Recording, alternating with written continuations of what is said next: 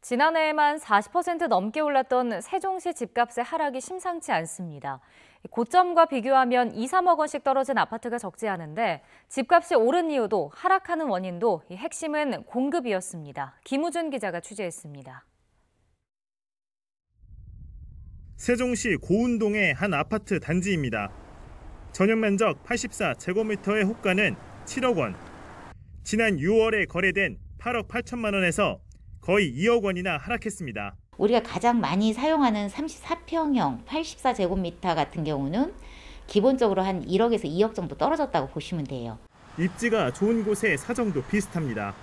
제가 나와 있는 곳은 소위 유명 브랜드의 대단지 아파트입니다. 지난해 행정수도를 세종시로 옮긴다는 이른바 수도 천도론에 힘입어 이곳 전용 면적 84제곱미터는 11억 2천만 원까지 치솟았습니다.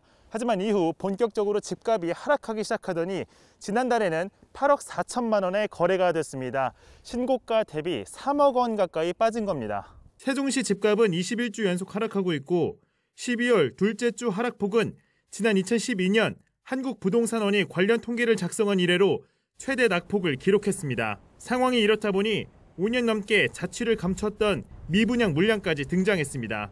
지난 10월 세종시 해밀동의 도시형 생활주택 329가구 가운데 40%인 129가구가 미분양된 겁니다. 다주택자에 대해서 상당히 규제를 강화하기 때문에 지금 도시형 생활주택도 주택수로 포함되기 때문에 그러한 세제랄지 이런 규제 이런 걸 피하려고 하는 어떤 그런 심리 때문에 나타나는 현상 아닌가 이렇게 보고 있습니다.